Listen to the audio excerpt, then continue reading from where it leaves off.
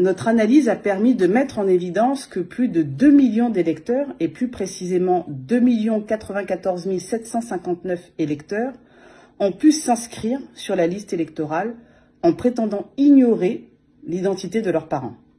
Est-ce que vraiment ça, c'est crédible?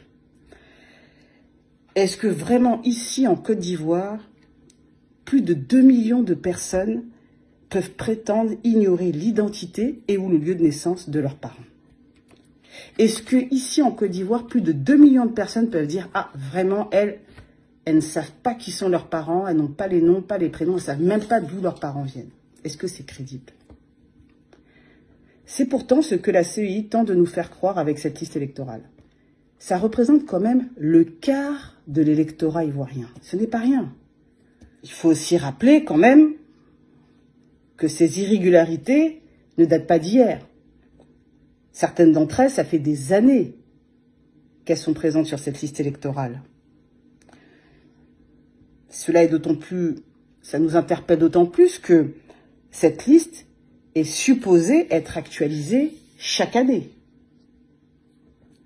Mais si je comprends bien la logique de la CEI, ce qu'elle n'a pas pu faire durant des années, avec un budget annuel de 57 milliards de francs CFA, elle veut que nous, les citoyens, qu'on le fasse en 10 jours et sans aucun moyen. Comment matériellement on peut faire 2 millions de recours en 10 jours? Comment?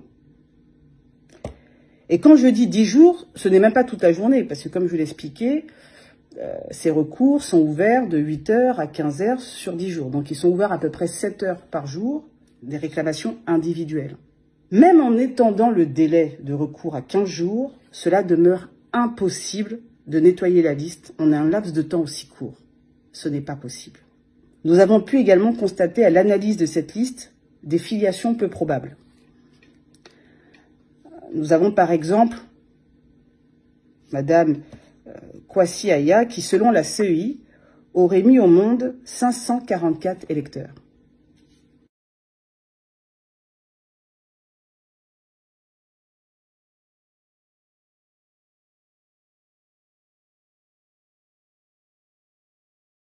Ou encore Madame Koné Mariam, qui aurait mis au monde 531 électeurs. Rien que ça.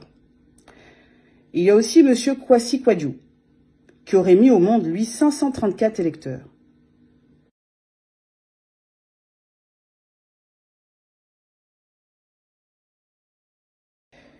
La liste électorale présentée par la CEI nous présente également des couples très féconds.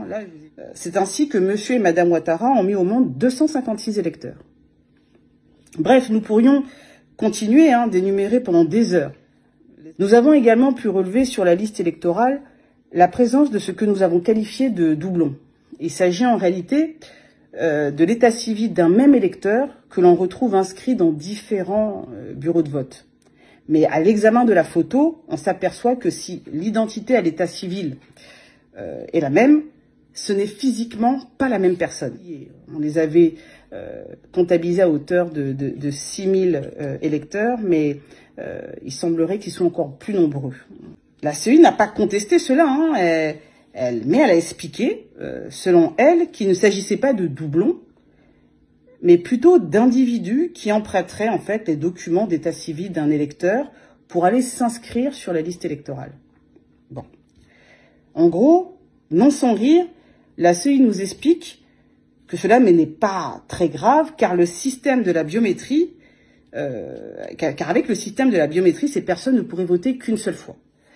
Donc, la CEI nous explique que des individus commettent le délit d'usurpation d'identité, délit qui est quand même puni d'une peine d'emprisonnement qui peut aller jusqu'à 3 ans, mais elle s'en offusque pas.